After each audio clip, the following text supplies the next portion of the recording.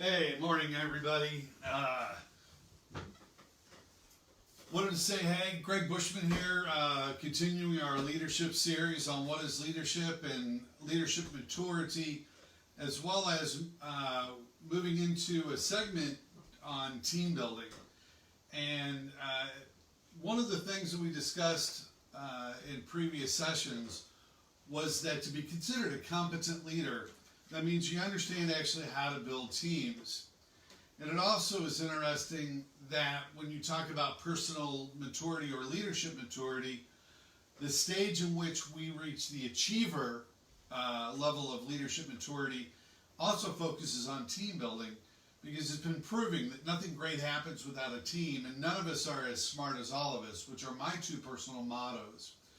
And we've also discussed that the majority of leaders or managers in the United States, unfortunately, function at a lower level, at the expert level, as opposed to the team building level. And so our goal through our next set of sessions is to begin to show you and your peers how to reach the achiever level and go from lower levels of leadership maturity to at least that team building level. Because in my opinion, and it's I believe a fairly educated opinion based on my study work, that there shouldn't be a vice president in the United States that is not at least at the level of achiever. And that doesn't matter what industry that we're discussing. Vice presidents and above need to know how to build high-performing teams. And so that's what we're going to begin to focus on. But if you notice behind me, and obviously I'm casual today, and I will probably be casual for a lot of these coming up. You know, I live in Florida. I live in a casual atmosphere. I'm in my home office. You might see a golf cart or two drive by going up to our little town center to grab lunch. And we love our environment.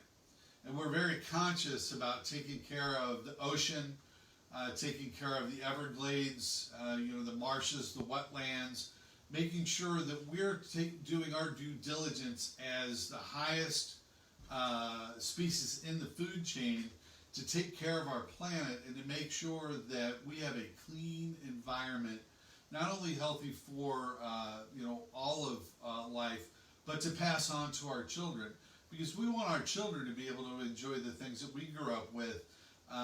My wife is originally from San Diego. She's a surfer girl, and being able to enjoy the things that the earth, God made the earth for man and women, men and women, and children to enjoy and to rule over. And if you're a good ruler or a good leader, you're going to take care of the things that you've been entrusted to. It's called responsibility. And as part of our responsibility, we like to take place in the annual beach cleanup. It is Sea Turtle Awareness Day. It's April 6th this year, and that it's always on a Saturday. Last year, we had hundreds of volunteers that showed up, and we removed over 1,000 pounds of trash just on Clearwater Beach. And we love our tourists, and we love the fact that other people get to come here and enjoy our state and the beauty of it. But we also ask that you help keep the beaches clean. And whether you're a tourist or a native or living here in Florida as a transplant or a snowbird, come out on April 6th. It's a lot of fun, and join us cleaning up the beach on Clearwater Beach. So we're going to continue our talk on what is leadership. And remember, we discussed, we're just going to do a brief review, that leaders are more than managers. Leaders inspire people, whether an individual or a group, to take action and to fulfill or to obtain, complete a set of goals. And leaders have to have voluntary followers. again, in corporate America, the idea of having a voluntary or have to be a leader that you have to have voluntary followers is a little strange. But the reality is that if your followers, if your direct reports are not voluntary, if they're not following you because you're a good leader, they're either following you for selfish reasons, for instance, to keep their lights on, to pay their mortgage, to send their children to a good high school and college, and to support a lifestyle that they live, or they're doing it out of coercion, which is the worst case, and that's simply because the person who is leading them or managing them has a lower level of personal maturity and lower level set of job skills. And one of the things, again, I'll mention his name, Simon Sinek. He's got some great work out there on TED Talks and on YouTube. He always talks about when a good leader or a company inspires someone to follow them, that person is going to work, or that group is going to work much harder, with more fervency, work without complaining, and they will work longer hours to make sure that the goals that the leader has set, the vision that the leader has cast, and the mission of the organization or their group gets done. And as we move through in our next segment, we're going to begin to talk about team building skills and how to create high performance teams. But before we get there, there's a few things that we need to continue to cover when it comes to your personal leadership maturity level, and some tools and assessments that I promised that I would mention that you can take that also will provide you, will identify, first off, where you're at, your level, and then also give you some tools to help you increase your level of leadership maturity. Because if you want to build teams, yes, we need to understand how to do that and what it takes, the skills to do those things. But to be a great team builder, to build high performance teams, you also have to mature as a leader and as a person. So remember, just to recap real quick, we talked about needing to have balanced leadership, and that balanced leadership requires maturity in several different areas of our being as a human. And that we discussed that humans are typically, you can think of us as triune beings, meaning that in some way we have a body, spirit, or a soul. Some people think body, mind, and spirit. Either way, I like to take the Judeo-Christian theology of body, spirit, and soul, and then dive a little deeper, and that our soulical realm is also triune. So it follows this pattern of threes. And our soul is made up of our mind, will, and emotions. And we discussed how important it is to develop each one of these because they're connected, and one depends on the others in regards to your just overall mental and psychological health. And if we're not mentally and psychologically healthy as a leader, it's going to be a struggle for us to be not only a good leader, but in our interpersonal skills. We're going to have conflict within our interpersonal relationships. And conflict within our interpersonal relationships can be good or bad. There's a good type of conflict which brings fellowship, teamwork, and propels people on to become better at what they do, and builds team cohesion. But there's also a bad kind of conflict that is negative and tears down. And typically when we're not developed in all three of these areas of our soul, of our mind, will, and emotions, we tend to allow the negatives to come in and tear our teams apart and cause difficulties. And many of us that have had and made a career out of team revitalization are well aware of these aspects. We may not have been able to articulate as we're going to do in today's session, but as we do, we become aware and go, oh, that's why that worked.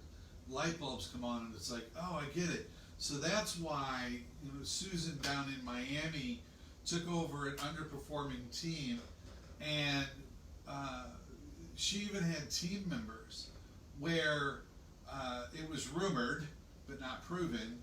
Later on, it was proven that one of the people on the team was leaving work at like 2:30, 3 o'clock to go to attend classes to get their master's degree on company time. Meanwhile, that person on that team was that disengaged worker that we talked about last year that are costing American corporations up to $650 billion a year. And the person didn't see how the company she was working for was going to help her meet her goals simply because she had a bad manager, right? So she felt perfectly comfortable going out on company time and getting a master's degree or MBA and not telling anyone. And then guess what she did? Eventually it was found out. She was let go, but she took the company time to develop herself to get her MBA. The company did nothing with her, and she got a better job someplace else. It just mind-blowing. So this is actually a true story.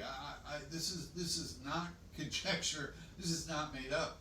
The person who took over the team, I've changed her name and called her Susan, but she also had a gentleman that lived south of Miami who also just disappeared for large portions of the day. No one knew where this person was. And it was rumored that they were working a second job, possibly for a competitor, because of the compensation program of the company. And once again, something that just flew right underneath the current manager's nose.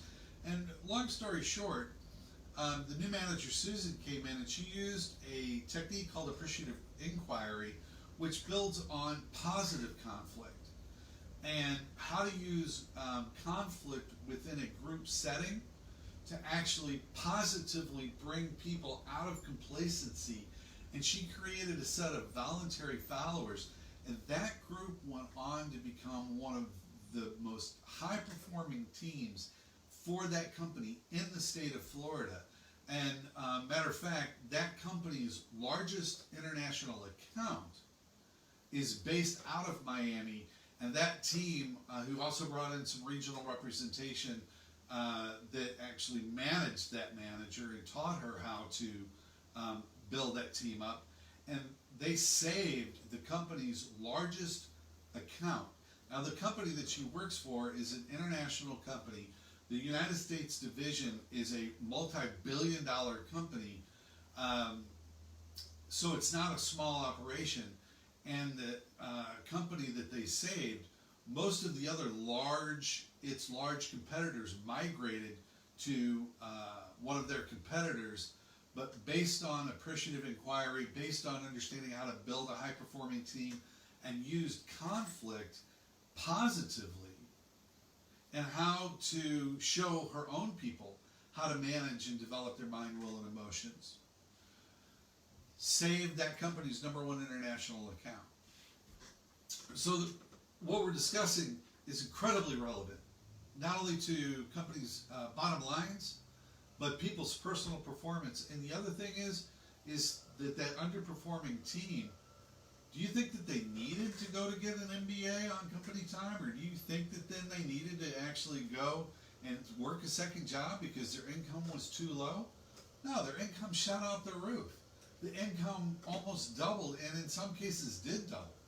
So not only was it personally rewarding for the team, and they were revitalized, and the entire segment of that branch's work was regenerated, but the company saw and learned there is actually truth and business outcomes tied to how people lead and how they manage. So we talked about those leadership maturity levels, and what we just discussed was a story about a person who learned to move to that achiever level. Prior to Susan's ability to build teams and revitalize teams and bring high performance to them, she operated on an expert level. She was very focused on being right, always having the right solutions. This person actually was what she would consider herself a solutions engineer, someone who crafted interconnectable or interoperable software systems that did business process improvement for companies, and that was her focus. Her focus was on being an expert at her craft. And what happened is that her boss showed her that that's excellent, and that's got her where she was today. But to get her to be a true leader, she needed to at least move to the achiever level and understand how to build teams with positive people management, with positive leadership psychology. And so achievers are focused on team building. So how do we become an achiever? We focus on team building. We realize that always being right and always entering into these diplomatic or debates on what's right and what's the right technique, or does what is the square root or whatever, or what statistical analysis in Six Sigma is going to give the right answer, and which of those business analysts had the right statistics. That's great, and we need to understand those things, but that's not how you be a leader, how you become a leader. You become a true leader by beginning to focus on building teams. To build a team, you've got to be a mentor. You've got to understand mentoring techniques and reverse mentoring techniques, which is a future topic. But you've got to be able to mentor your team members, not only in their area of expertise, but interpersonal skills, their soft skills. Lots and lots of people can develop hard skills. And we get paid, and especially in the IT tech industry, you get paid a lot of money for your hard skills. You want to be a good developer? Be a developer and become an expert at it, and you're going to make $150,000 a year. But I tell you what, if you want to be a team builder and move up to that $250,000 a year above range, you're going to learn how to mentor your team to become analysts, think in a system as systems analysts, as business analysts, and how to be good at their soft skills and have great interpersonal skills so that they can be good team members and fulfill the role in which you have decided that they should play. You got to have good team members to have high-performing teams. Which is point 3. To become an achiever, you've got to understand how to choose the players that you want to have on your team. The biggest problem that I see in the United States and that I've experienced is that leaders pick out people that are exactly like them. It's like having a baseball team, and because you were a pitcher and now you're the manager or the general manager, you hire all pitchers. So now you have a team full of pitchers, and you got a pitcher at first base, and a pitcher at second base, and a pitcher at shortstop, and a pitcher at all of the other positions. And guess what? Pitchers can't field, typically, and pitchers can't hit, typically, and pitchers typically don't run real well, right? So what are the key components to every other position to have a successful baseball team, right? You got to have hitters. You got to have people that can run not only just to steal bases and run the bases, but they got to be able to run down and track that on the ball. And they got to have good glove skills. They got to be able to catch and field the ball and right, and of course throw. So a bad leader or poor leadership skills fields the entire field with pitchers. They could all throw somebody out. Maybe when they finally get to the wall where somebody's hit a ball off the wall and pick it up, and they can throw a rocket into second base, right? But they got to get there first. They got to be able to field the ball, and then to win, you got to score runs. You got to have hitters, right? So recognize the fact that as a good team builder and a leader, you have to understand how to choose players, and we're going to talk about some techniques and assessments, some scientifically proven methods that you can identify who and has certain strengths on your team if you're taking over a team, or when you're hiring someone, how to actually figure out whether or not they have the creative thinking ability to plug into the role in which you need them to play. Because you get everybody on a team, especially like a business analyst team or sales team, whatever it might be, they can all have the same hard skills, but if they don't have the right soft skills, they're not going to be able to fulfill the role that you need to make an effective team. So number four, that is number four. You got to be able to place your team members in the right spots, right? Number five,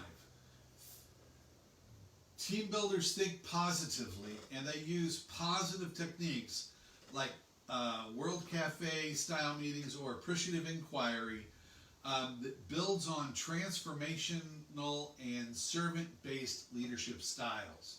And we talked before, millennials and Gen Z, if you ask them what leadership is, they describe transformational and servant-based leadership techniques. That is their ideal of what leadership is, and I wholeheartedly agree with them. It has been scientifically proven over the last 60, 70 years that transformation, or 50 years or so, transformational came out in the early 70s, so did servant-based leadership. Transformational maybe a little earlier than that. So what is it? It's 2020, so yeah, 50 years or so. It's been scientifically proven that leaders get more out of their team members when they lead by these two leadership styles. And the last piece is to become an achiever and understand how to build high-performing teams. You've got to understand that creativity and innovation create growth. The opposite of that is the status quo, holding on to techniques that are old and don't necessarily work anymore, that aren't relevant for today's technology and information-driven society. For instance, if you're a salesperson, this is in our sales training, one of the first things we talk about is, if you can't add more value than an internet search in the sales process, you're pretty much worthless as a salesperson. Now, you might be able to build great relationships, but relationships is now a small portion of what businesses make buying decisions on. 54%, at least 54%, of the buying decisions today, now this is based on Strategic Account Management Association technique or statistics, SAMA statistics, that more than 50% of the buying criteria is based on a salesperson or a company challenging the status quo and bringing creative, innovative ideas that the internal company didn't think of. So even if you're in sales, understanding and sales management, understanding creativity and innovation create growth. Creativity and innovation also create revenue and create sales. This is the pillar. How did I build my teams, double my salespeople's income, not even double, I mean, what was it? Over 5 years, we increased my business by over 1,000%. And then the techniques that I used in developing my high-performing teams, I was able to split my territory and teach. Took a year to mentor the person that I gave half of my territory to, half the South to. I mentored that person first off for 6 months just so they understood how to do business numbers, because they didn't understand business leadership or management. And then another 6 months of techniques on how to actually build and grow a team. And together, that entire region became the #1 region. I mean, no one was even close. We did 10 times more business than some of the other areas, and we literally took the last place division, and we brought them up in some areas to #1. And I and my counterpart, my peer who I helped develop, we were the only 2 leaders in the company to challenge the current leader, who had been the current leader for more than 7 years in a row. No one was even close to this person. He's a leader in the Northeast part of the United States, where they had an incredibly strong presence and a very strong set of leadership. And in the South, was always in flux, in difficulty, and really lagged in its leadership maturity level. And we transformed something that became a beautiful display of what servant-based and transformational leadership that focuses on team building can do. And long story short, I became, the second highest performer years in a row, and then after I trained and mentored the person I split the South with, they became number 2, and I chose to go on to get my PhD. So it's a beautiful thing. It really does work, and I'm speaking from experience, and hopefully you can feel my heartfelt, what do I want to say, invitation to mature to the level to becoming an achiever, to becoming a team builder. And again, it just opens up areas of your life, areas in your family, how you raise your children. It affects all aspects of your life when you hit this achiever level. Experts tend to become know-it-alls, and we all know that we don't like to be around know-it-alls, and we don't like to work for know-it-alls. So come with me to be an achiever. So where do these action logics or action logics of levels of maturity come from? There's a guy by the name we talked about, Bill Tobor, who he's one of many behavioral scientists, and he's the one that I like. I really like how he delineates the different levels, and he's the one who came up with expert and achiever and whatnot. And they're based on what's called action inquiry. Now, a lot of us in the Six Sigma, lean manufacturing,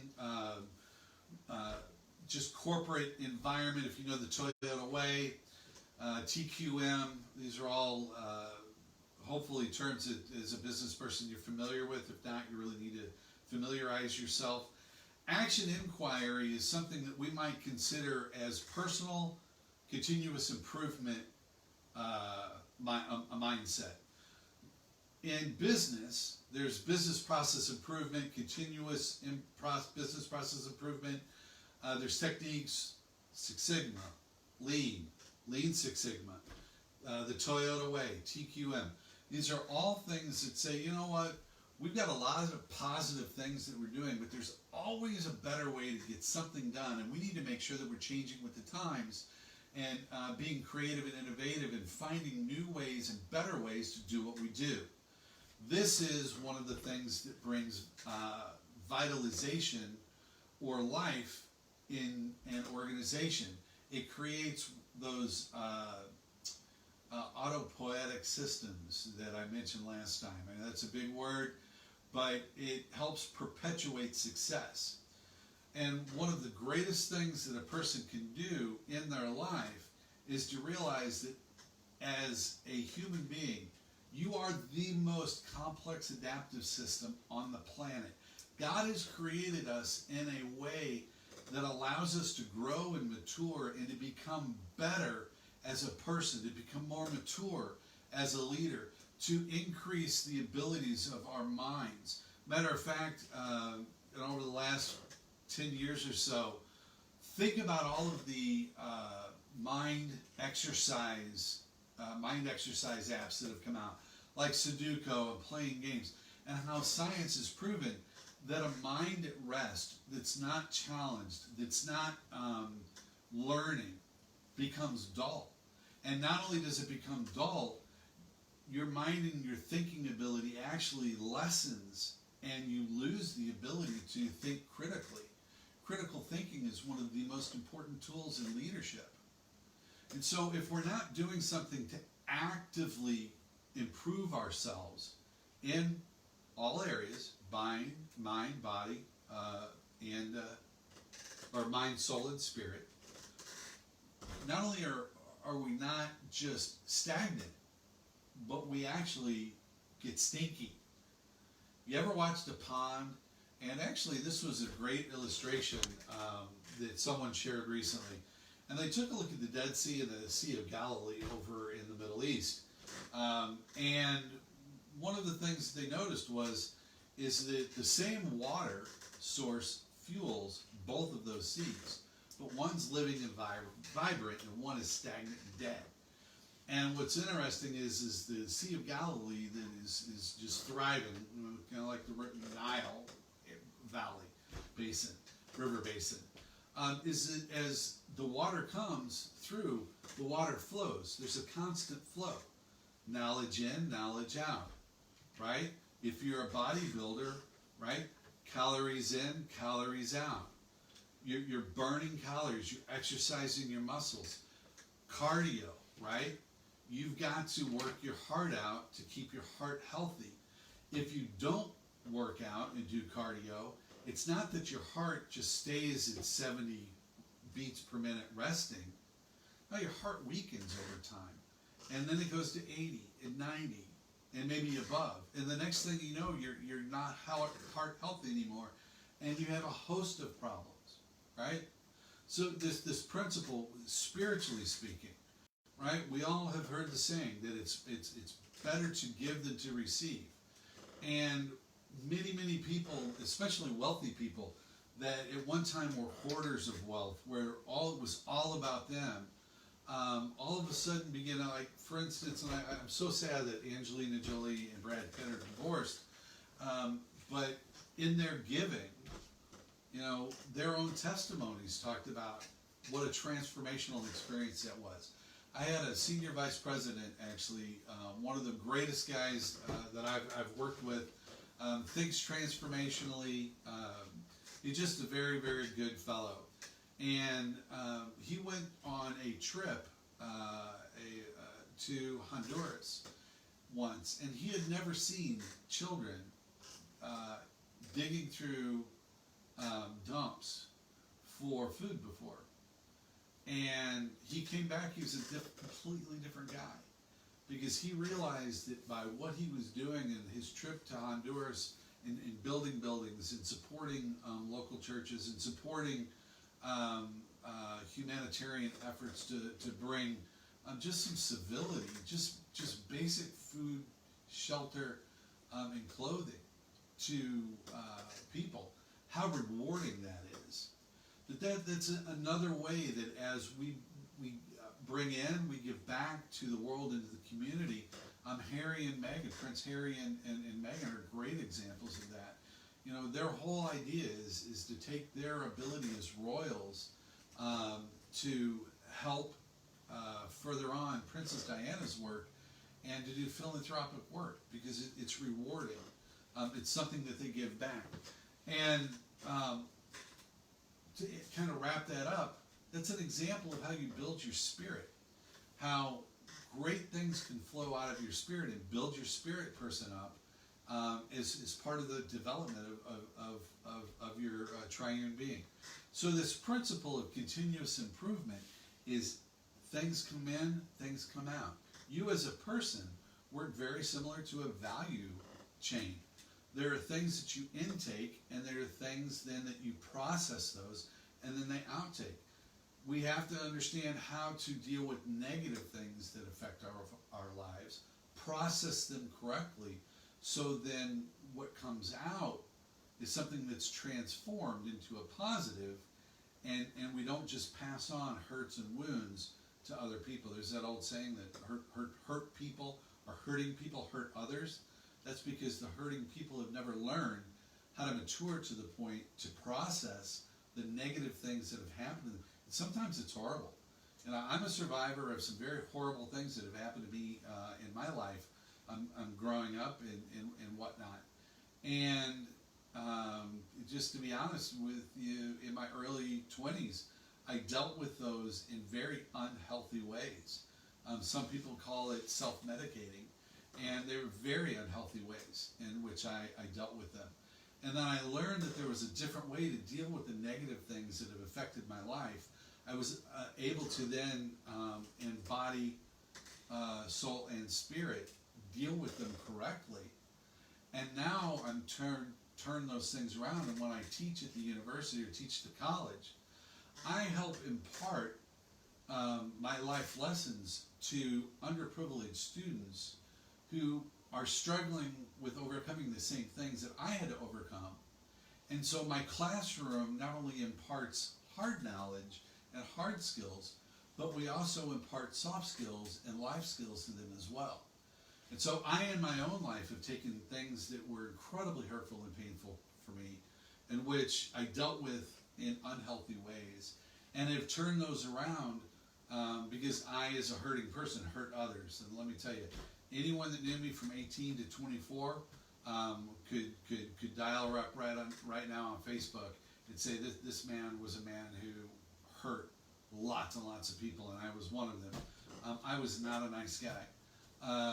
And I had my own business, and I treated my employees very poorly, except for some of my friends, which I did treat well. And then after I understood how to deal with the negatives, I became a very positive person. And I had 4 or 5 people that worked for me that went on to actually start their own businesses. One today is a home builder, and they became very successful. And so I know from my own life that this stuff works. Personal maturity works. So action inquiry is a lifelong process of becoming a more brilliant you. Basically, that's what the bottom line is. And what's nice is that you can apply the techniques to your teams as well as organizations. So how do I begin to identify where I am at as a person? Well, there's something called the integral theory, and hopefully you can see on the screen behind me that basically what we've got is on the upper left side, if we're thinking in the first person, I. This is that thing where you always hear there's no I in team, right?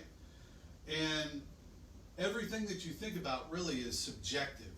You always think you're right.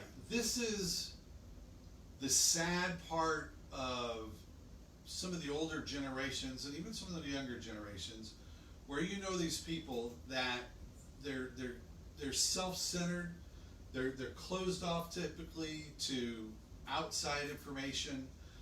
They have one way of thinking, and if you don't agree with their thinking, then you're wrong. And they will adamantly defend, even violently defend their positions and what they think, even when the facts say completely the opposite of what they believe.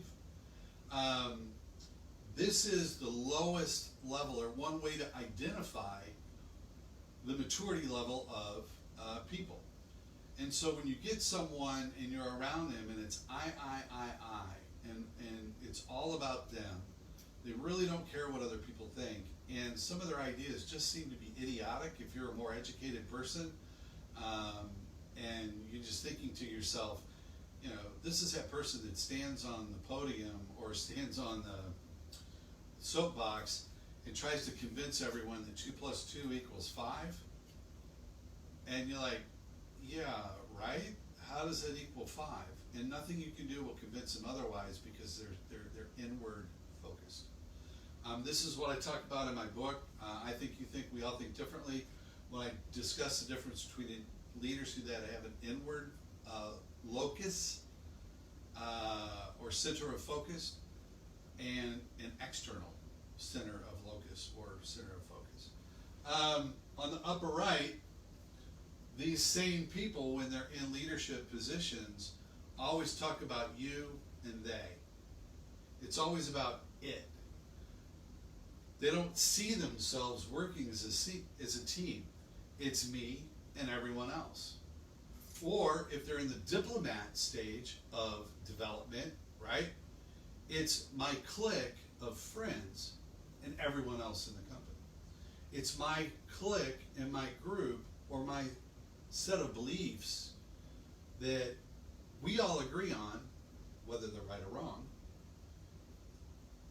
and no one else's beliefs are valid but ours.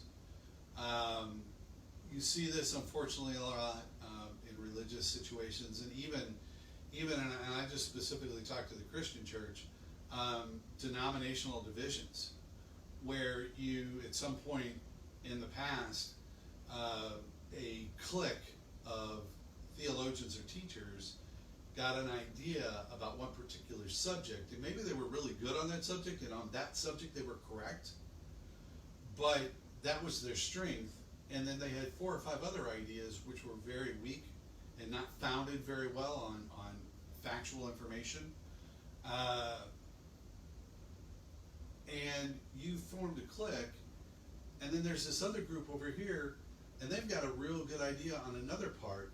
You know, maybe somebody's really good on the power of giving and giving back to the community and how that really works. Like, you know, Mother Teresa understood it, right? In how we can attain to the highest levels of personal development through serving others.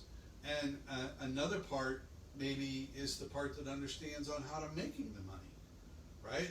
So with those two, one wants to give, one wants to make, both have good ideas, both have some bad ideas.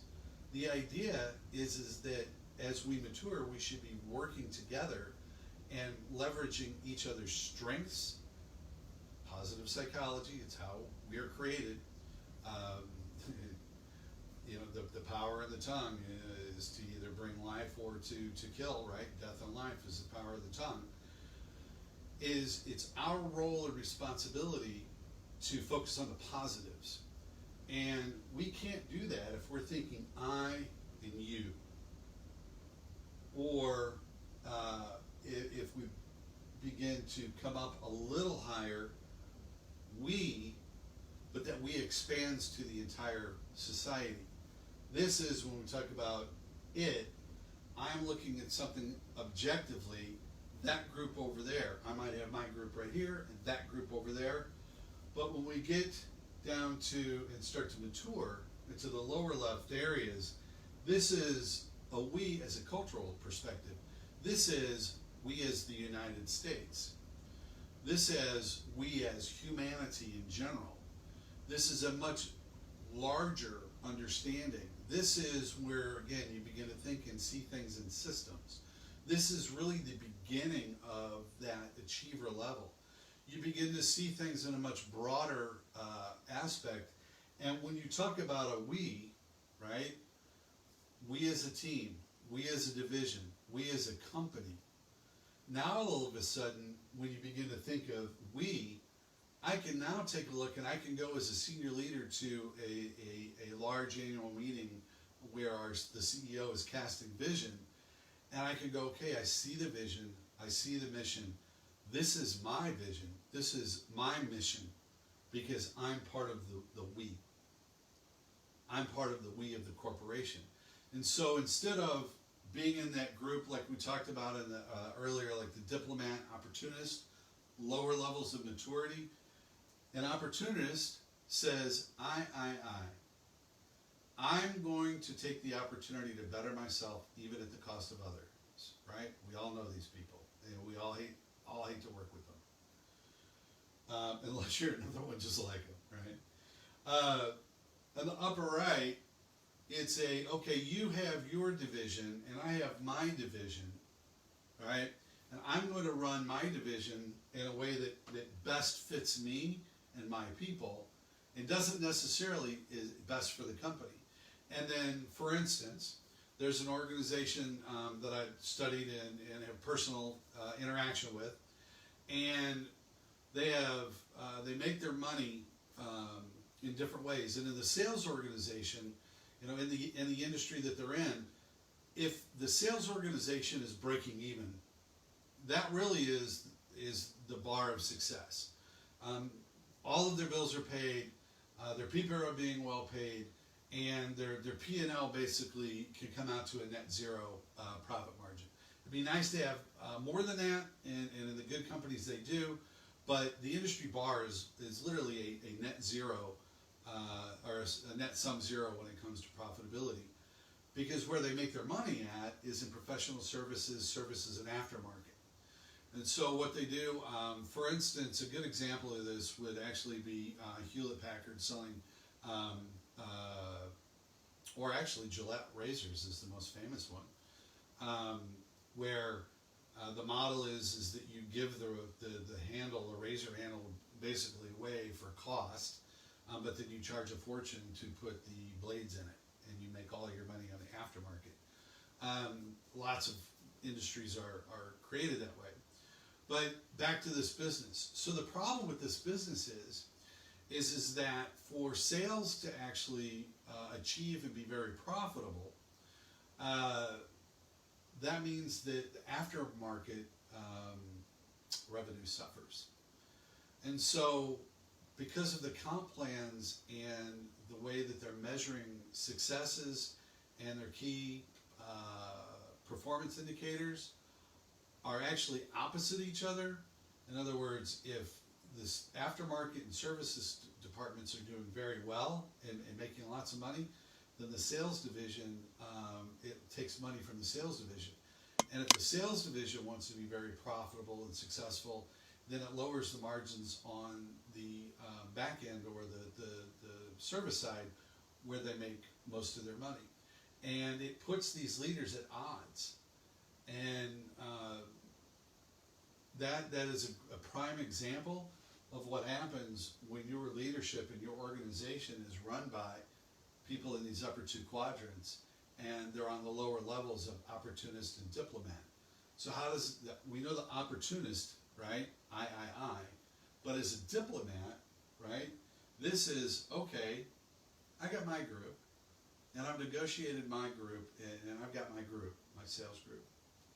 All right, I see that you're leading over here in the service aftermarket division, and I've got to find some way to negotiate how we could come to some agreement, because our company has literally pitted us against each other, created unhealthy competition within it, but we've got to find a way to coexist and to make this thing work some way for both of us. And what ends up happening is the leaders figure out how to maximize their profits and their personal earnings, and the people underneath them suffer. Because for the leaders to negotiate how they can best optimize their income, most of the time means that some of their people are going to lose income, because if sales is going to succeed, it's going to have to come, something in service has got to give. So somewhere in that organization, it's going to suffer. And then likewise, for the service guys to meet their bonuses and whatnot, something on the sales side has got to give. And so it forces the organization to become and to hire opportunists, or at least people to even sink to the level of having to act like an opportunist just out of self-preservation. They might be on a higher level of maturity, but the company, because the way that they're designed, forces them to be an opportunist, and eventually that tears the company apart and keeps it in stagnant or low growth mode. And then it forces leaders to have to negotiate, how are we going to make this work? Because the upper level leadership has developed or designed a corporation poorly, and it literally creates an unhealthy internal competition. So moving down again to our more mature parts, when you hit the we level, that's when you're thinking corporate-wide. This is when corporations begin to design the way that the business works, and everything is in alignment. This is when you can take a Galbraith's 5-star model or Levitt's 6-box model, and you take all of the different components or functional areas of the business, and all of them are interconnected and hopefully have interdependencies built in to them that says, now, as a sales operation, I am dependent or interdependent in some ways on my service department being highly successful. And my service or aftermarket area is interdependent on my sales division being highly successful. And because now we have the same central goal, the vision and mission of the corporation, Our comp plans and bonus plans are in line with that vision and mission. And now we work together, and even if we don't like each other, interdependent goals force us to work together for the good of each other so that the entire corporation is lifted up. Growth happens. Hopefully people become positive. Doesn't mean that they will become positive managers. That's again a different part of leadership development, but at least corporately they're aligned so that each set of goals encourages the other one to succeed. And this is where that starts. And this is where you start to get, this is where the achiever level starts. And so this is achiever, individualist, strategist.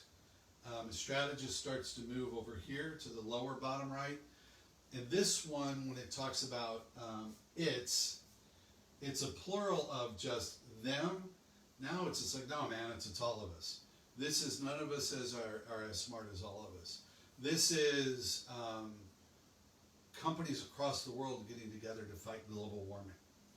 This is, I see us as a human race.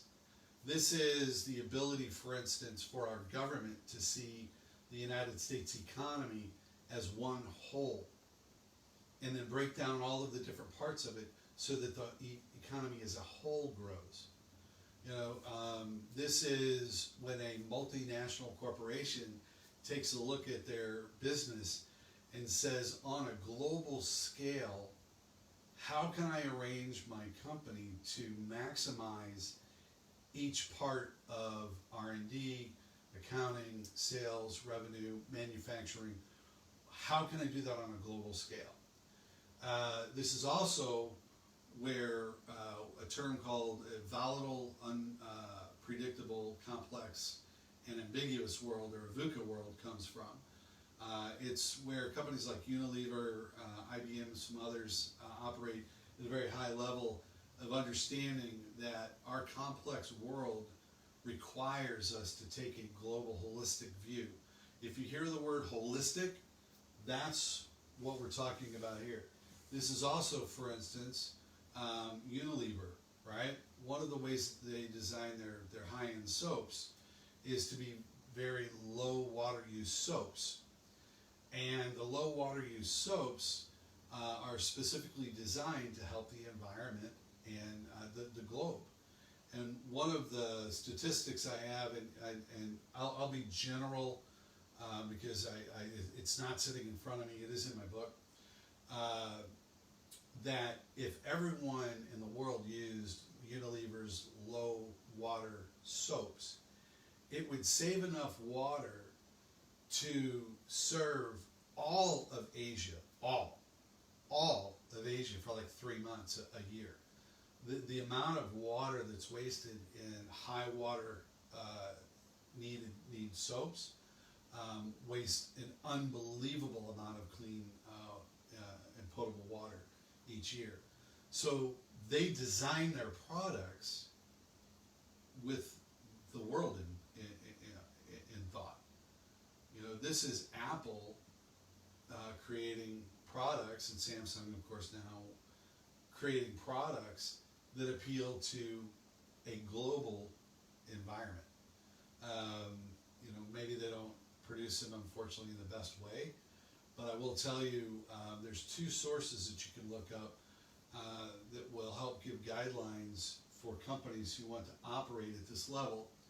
And there's literally a certification called a B Corporation. And you can just simply go to B, I think it's bcorporation.org. And it will not only show you, I think there's 2,000 or so B corporations, it will show you how they operate, what their guidelines are, and how to become that type of a corporation. But they're functioning at the highest level of personal maturity as well as business maturity. This is when you're senior vice president. You know, as a vice president, you probably really want to be here. Just frank. I mean, the lowest level should be here at the achiever level, but you want to begin to move into the individualist, the strategist, and finally the alchemist level because this is where you can begin to see the organization as a whole and begin to design the structure so that you create those autopoietic systems in them that just make the business run automatically and create automated growth. I think that's probably enough for this broadcast and FaceTime today. We're at 56 minutes. I'd still like to shorten it down to probably half an hour or so. But give them a couple of views. Pause it at a half an hour, find a nice place in the break of it, and then restart it. So I'm going to sign off, and we'll post this video. And our next set of slides, just to give you a little heads up, moves on from what we were discussing as far as our internal or our external focus as a person and how those kind of overlap, the leadership maturity levels, as well as some corporate examples. We're going to move into what's called the Enneagram, and that is a little bit more about our personality or our personal makeup as a triune person, and learn a little bit far more. I just lay the groundwork real quick. Briggs-Myers test or Myers-Briggs test is the most famous and most used test, yet Oxford University has debunked the test, and that it's not based on factual or scientific information. And the crazy thing for me personally is the fact that it was based on middle-class white Americans, and that's just not our current makeup in the workforce anymore. And there's 16 personality types in Briggs-Myers, or Myers-Briggs, excuse me. There are over 1,100 personality types and combinations when you study human personality. And the Enneagram and a couple of other more modern, scientifically based assessments and training tools are far more sound in discussing who we are and in self-discovery, and then setting ourselves up on that action inquiry, that personal continuous improvement process, so that we become more mature, better leaders, team builders, strategists, and above, and just overall become a more brilliant you every day.